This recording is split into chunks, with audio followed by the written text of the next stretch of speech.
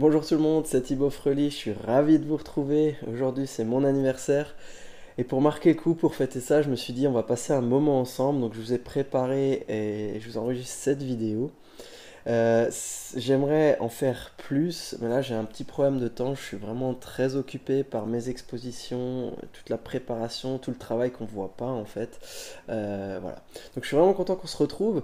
Et aujourd'hui, je vous ai préparé un programme sur les trois types de photos qu'on peut réaliser quand on est en ville. Et c'est vraiment un sujet qui revient souvent. Les gens qui apprennent la photo avec moi sont souvent confrontés à cette situation. Quand ils sont en voyage, ils passent dans des très beaux endroits, dans des très belles villes, mais souvent ils n'ont pas le temps de vraiment se concentrer sur les photos. Ils n'ont pas les conditions forcément idéales pour réussir les photos, et souvent ils sont déçus en fait, même s'ils ont un bon appareil, même s'ils maîtrisent leur appareil, souvent ils sont déçus des photos qu'ils ramènent. Ça reste quelque part un peu des photos souvenirs. Pourquoi? Parce qu'on n'a pas eu le temps d'aller exactement au bon endroit, on n'a pas eu la bonne lumière, etc. etc. Voilà. Donc le but de cette présentation, c'est d'identifier clairement les trois grands types de photos que je vous propose de faire en ville. Et comme ça, la prochaine fois que vous serez quelque part et que vous devrez faire des photos rapidement en ville, mais que vous identifiez rapidement les sujets, quelles sont les situations qui se prêtent à la photo. Vous serez un petit peu plus prêt parce que là je vais vous donner aussi un petit peu les clés pour réussir chacune de ces photos. Donc vous serez plus efficace et puis surtout, et ce sera vraiment le but, vous ramènerez des meilleures photos. Ce sera vraiment des photos dont vous serez fier, que vous pourrez montrer à vos amis. Donc pour ceux qui ne me connaissent pas, je m'appelle Thibaut Freli, je suis photographe et j'ai trois casquettes. J'ai une activité artistique, donc j'expose mon travail et je vends mes photographies comme œuvre d'art.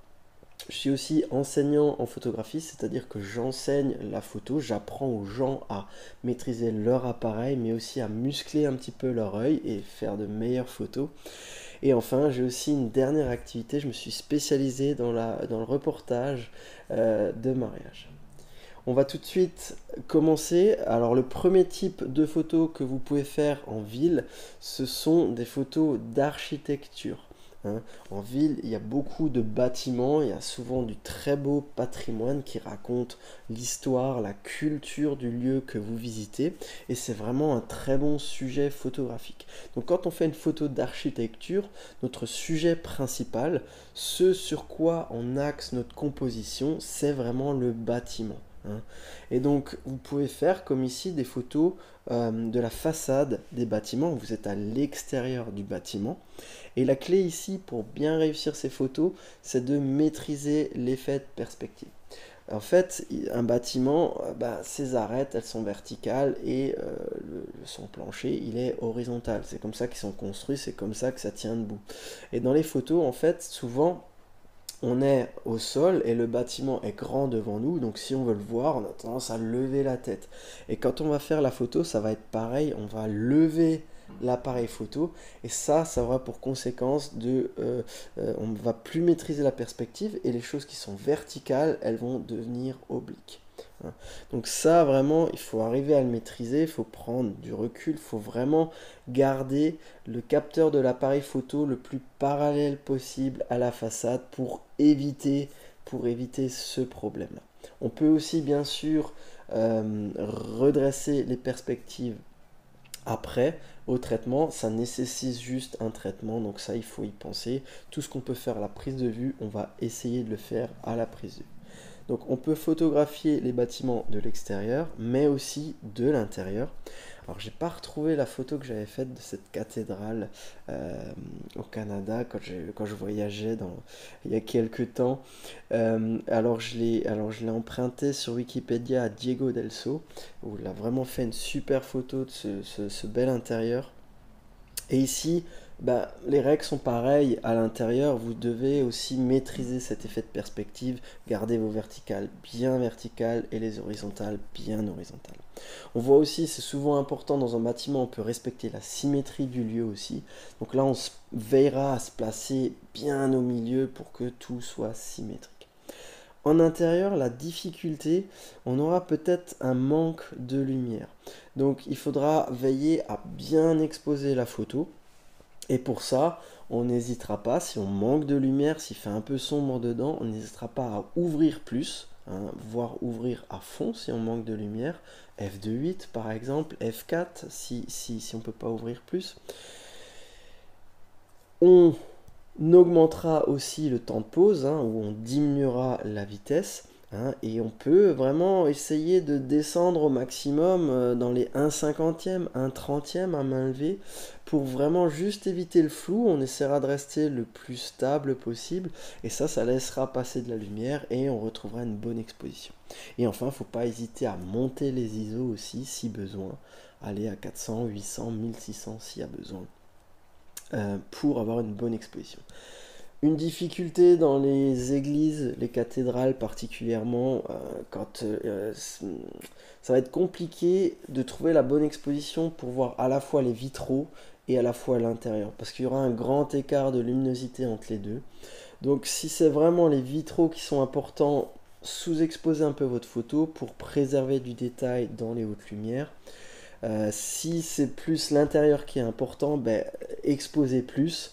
Et après, si vraiment on veut aller plus loin, il faudrait optimiser sa prise de vue et faire un traitement sur la photo. Je ne vais pas en parler ici, parce que ça demande un peu plus de travail. Ok.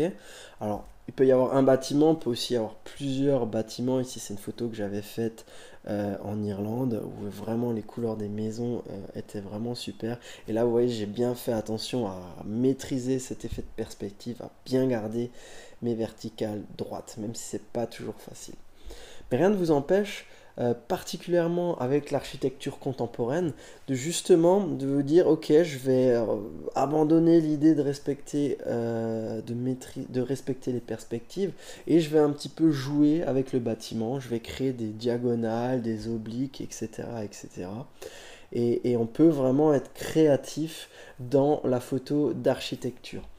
On peut aussi jouer avec la lumière. Ça peut vraiment être intéressant quand on a des jeux de lumière dans les photos d'architecture. Donc là, j'ai vraiment joué avec le soleil qui tapait sur la façade.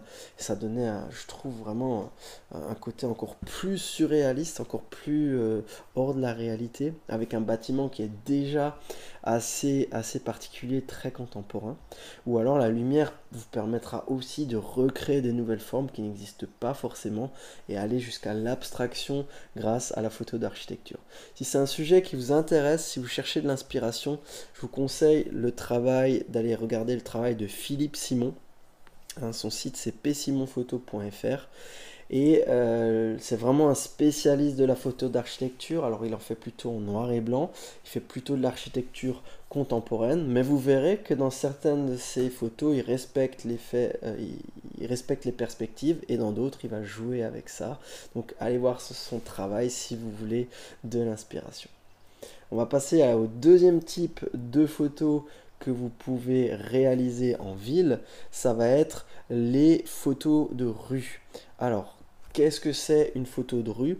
Une photo de rue, c'est une photo où le sujet, il faudra vraiment qu'il y ait un humain dans votre photo. Hein, c'est important que la photo ait un élément humain fort. Euh, euh, Ouais, donc elle est centrée sur l'humain. La photo d'architecture, elle est centrée, on va dire, sur le bâtiment, sur l'architecture. La photo de rue, elle va être plus centrée sur l'humain. Il ne va pas forcément occuper la place centrale, mais il y aura forcément un humain. Alors je ne vais pas rentrer dans le débat sur la photo de rue, est-ce qu'il faut un humain, les droits et tout ça. On va pas rentrer plus là-dedans, mais retenez que la photographie de rue, on photographie un petit peu la vie qu'il y a en ville. Dans l'architecture, il n'y aura pas forcément une présence humaine. Dans la photo de rue, oui, il y aura une présence humaine. Alors j'ai illustré ça avec une petite photo de rue que j'ai fait là à Paris la semaine dernière. Et voilà, ça peut prendre différentes formes, hein. Ça peut être une petite scène de vie. J'ai remarqué que j'aime beaucoup les rencontres. Ici, il y a la rencontre entre la personne sur le banc et, euh, et le pigeon.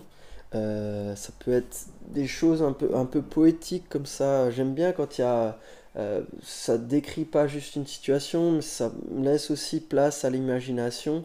Mais là encore, il y a une forme de rencontre, il y a une forme de poésie, il y a une forme de répétition entre les personnes qui ont tous les deux un sac sur roue. Voilà, il y a un jeu dans les couleurs, il y a deux personnes en noir, une personne en blanche. Voilà, c'est aussi ça la photo de rue. Donc c'est des instants qu'on peut capter. Euh, un autre exemple où là j'étais beaucoup plus près, là l'humain va vraiment occuper la place centrale de la photo. C'est une photo que je viens de faire et c'est pas ma spécialité la photo de rue, mais je commence à m'y mettre. Mais celle-ci je l'aime bien, c'est encore une fois une rencontre. J'aimais bien la lumière qu'il y avait aussi. Et là, c'est vraiment un instant. C'est des vélos qui vont vite, c'est une personne qui passe. Et voilà, les vélos sont encadrés par la personne. Ça dit quelque chose sur notre temps. La personne est en train de pianoter sur son téléphone. On est presque un peu dans son intimité. Et en même temps, on la reconnaît pas. Je trouve qu'il se passe quelque chose là-dessus. Donc ça, c'est vraiment plus des instants, des choses qu'on voit et qu'on déclenche. Et on peut aussi euh, aborder la photo de rue d'une autre manière.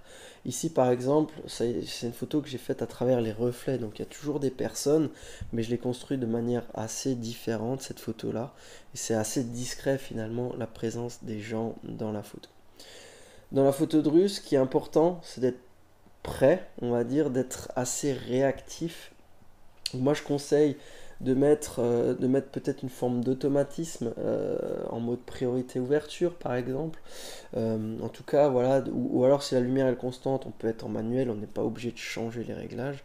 Mais en tout cas, voilà, d'être prêt à déclencher. Et surtout, si on recherche quelque chose, il faut être à la recherche. Il faut avoir un peu prévu ces réglages de manière à juste dégainer l'appareil et faire la photo. Et on peut aussi l'aborder d'une autre manière, comme ici, où on va vraiment trouver un beau cadre, organiser, essayer déjà d'organiser son image et attendre un tout petit peu que quelque chose se passe. Alors j'en ai mis une dernière, encore une rencontre, mais voilà, ici j'avais un petit peu prévu le coup et j'attendais justement que quelque chose se passe. Et voilà, deux vélos sont rentrés dans le cadre et je trouve que ça fait, voilà, c'est une photo qui marche. Si vous voulez aller plus loin, si vous voulez vous inspirer pour la photo de rue, Philippe Litzler est a vraiment beaucoup de talent pour ça. Et ce qui est intéressant, c'est qu'il travaille en couleur. Vous pouvez le suivre, je crois qu'il a un blog et il a une page Facebook, donc je vous mettrai ça en description. Et voilà, il sait saisir l'instant, il est toujours à l'affût, alors il est vraiment concentré sur la photo de rue. Mais voilà, en tout cas, c'est vraiment des résultats très très inspirants. Donc je vous invite à aller voir son travail. Le dernier type de photo que vous pouvez faire dans une ville, c'est ce que j'appelle moi le paysage urbain. Donc ici, pour avoir la notion de paysage, on va pas que se concentrer sur un bâtiment, on va vraiment intégrer la ville ou un bâtiment, on va prendre un peu de recul, on va construire une photo autour de ça. Pour moi, un paysage urbain, c'est quelque chose qui raconte un petit peu une histoire, qui raconte visuellement les relations entre les choses qu'il y a en ville. On va essayer, la clé un petit peu pour la photographie de paysage, c'est d'avoir un petit peu de recul, un petit peu d'espace, que le regard puisse aller au loin, qu'il puisse naviguer dans le paysage. Donc ici, on a un premier exemple d'une photo que j'avais faite à Bâle il y a quelques temps. Et donc ici j'ai encadré la rive de la ville avec le pont. Et puis il y avait, alors c'est pas de la photo de rue non plus, mais voilà, il y a juste le signe qui est passé. Donc j'ai déclenché à ce moment-là. Ici une photo de Paris, où ici vraiment c'est vide, hein, c'est purement du paysage, on n'a pas de voiture, on n'a pas d'humain dedans, c'est vraiment purement un paysage. Ici, en fait, on voit pas de voiture parce que j'ai aussi utilisé une pose longue parce que je voulais avoir cette douceur, lisser le reflet sur l'eau et le ciel. Et donc, on a vraiment juste du paysage. Un autre exemple avec Notre-Dame que j'avais photographié il y a quelques années. Et donc ici, bah, c'est en même temps aussi un peu une photo d'architecture parce qu'il y a clairement un bâtiment qui est représenté dans la photo. Mais cette image, je l'ai vraiment construite comme un paysage. C'est-à-dire que je suis parti de mon sujet et déjà je l'ai pris depuis un square où il y avait une sculpture et je l'ai aussi encadré avec les plantes qu'il y avait euh, dans ce square. Donc vraiment la clé pour réussir une photographie de paysage, ça va être la composition. Il faut vraiment construire son image, identifier les éléments qui vont raconter l'histoire de votre paysage, trouver le bon point de vue et organiser les éléments dans le cadre pour qu'ils ne se gênent pas et que on puisse assez facilement, que le spectateur puisse se raconter, puisse comprendre l'histoire que vous avez voulu lui raconter. Je finis encore juste évoquer la série que j'avais faite. Justement, c'était la série Vision urbaine. Où là, c'est des photos un petit peu particulières parce que ce sont des fusions temporelles. C'est un mélange entre des photos de jour et des photos de nuit. C'est pas juste un instant. Mais ici, c'est vraiment le cœur du sujet. J'ai construit toute une série de paysages urbains où l'humain n'a pas vraiment sa place. Voilà, c'est une ville, on comprend qu'il y a des humains, mais on verra pas de voitures ou d'humains forcément. Hein, ce sera vraiment centré sur le paysage. Et juste une petite astuce encore pour finir. Alors moi j'adore, quand je suis en ville, j'adore les ruelles, j'adore photographier les ruelles. Ici, j'aime beaucoup cette composition parce que on a une belle courbe, hein, la rue et en plus elle est courbée, donc ça c'est vraiment super, l'œil peut suivre la courbe. On a une forme, pas vraiment de symétrie dans celle-ci, mais quand même il y a un équilibre entre les deux côtés de la rue.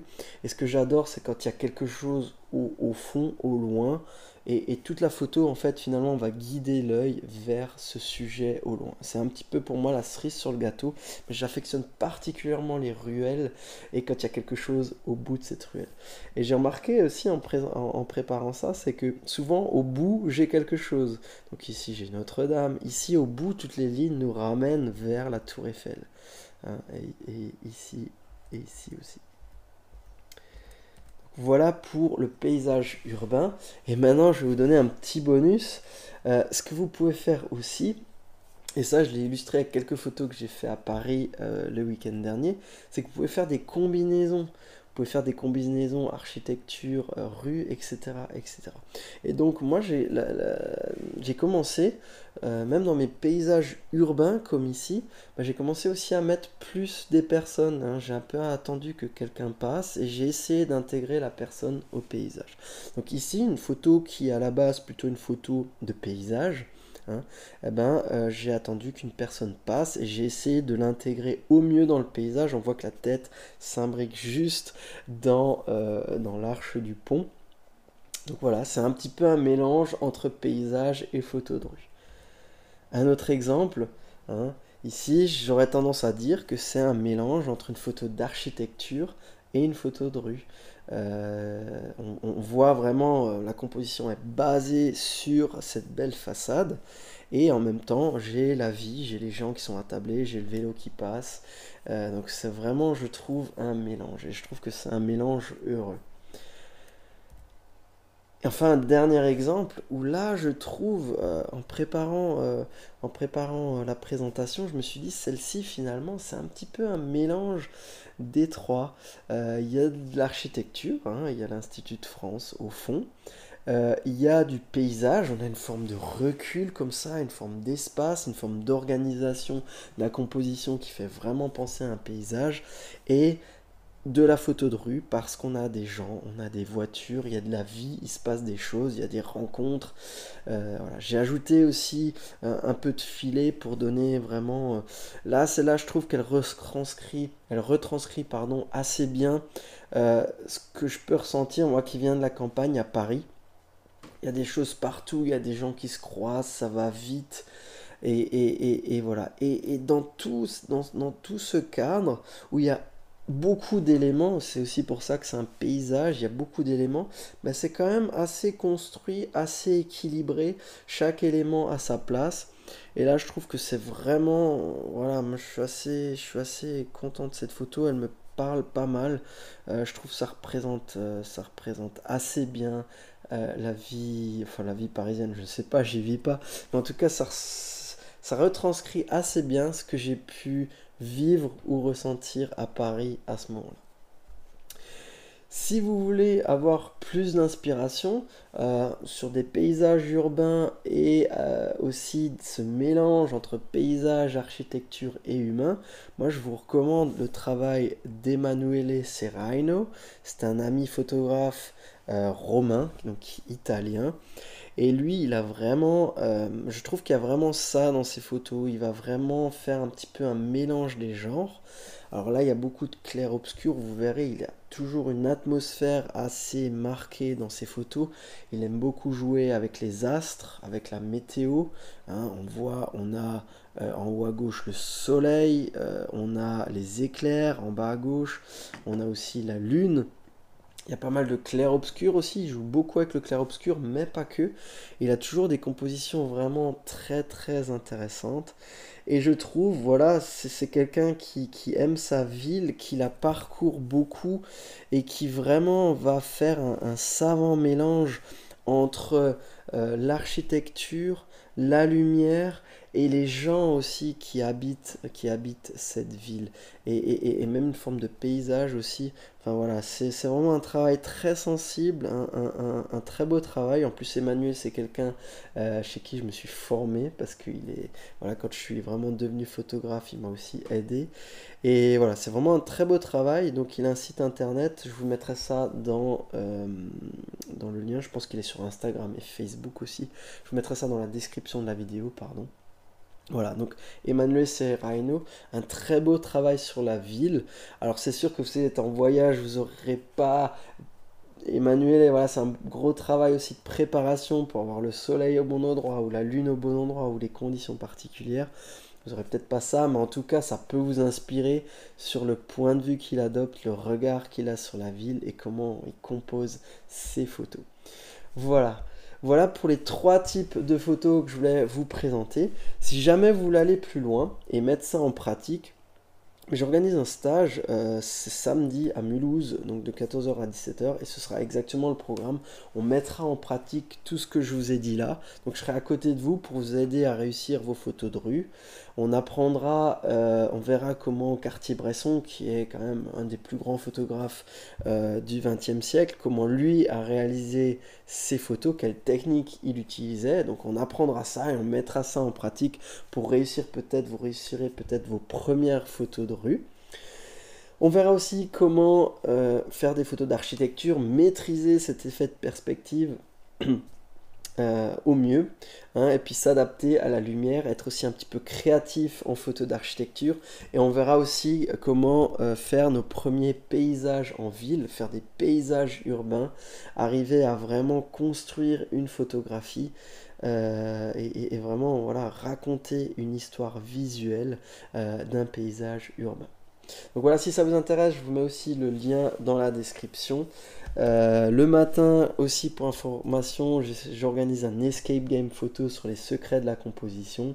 Donc vous verrez, je vous ai organisé un escape game.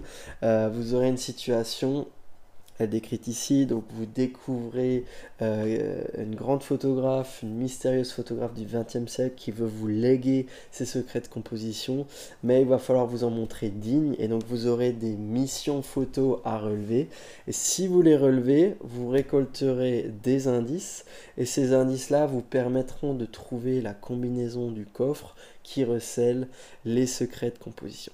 Alors, c'est un escape game, il y a un côté ludique, ce sera aussi une véritable formation à la composition en paysage, mais pas que, ça se passera en ville aussi. Donc voilà, juste pour info, à Mulhouse le 15 juin, on se donnera rendez-vous à la gare, donc facilement accessible. Toutes les infos sont dans les liens dans la description. Et si vous voulez aller plus loin en photographie paysage, il me reste encore 2 petites places. Pour le stage photo en Bretagne du 2 au 7 septembre 2024, on apprendra à photographier les paysages marins et la pose longue. Et les Dolomites, c'est un voyage dans les Dolomites avec des magnifiques montagnes du 21 au 27 août 2024. Pareil, je vous mets la description dans les liens. Si ça vous intéresse, n'hésitez pas à me contacter. Et en gros, les stages, le principe, c'est que pendant une semaine, on la consacre à la photographie de paysage. Donc vous avez des parties de formation, on apprend les réglages, la prise de vue, à composer son image, à faire les bons réglages, à gérer la lumière. On fait beaucoup d'analyse de vos images pour améliorer les compositions et arriver vraiment à retranscrire la beauté des paysages qu'on croise. Et puis on apprend aussi donc à choisir ses photos et on apprend aussi à les traiter. Parce qu'en photo de paysage, comme on ne maîtrise pas forcément la lumière, il faut parfois arriver à gérer les écarts de luminosité. Et donc ça, on apprend tout de A à Z. Voilà, je vous remercie pour votre attention. Je vous dis vraiment merci et puis j'espère vous revoir bientôt. N'hésitez pas à me faire des commentaires sur la vidéo, à me poser vos questions, etc. Si vous avez d'autres idées de vidéos, vraiment n'hésitez pas. Je vous souhaite vraiment une super journée, j'espère vous revoir bientôt. Et puis, chers amis photographes, comme toujours, je vous dis que la lumière soit avec vous. Salut!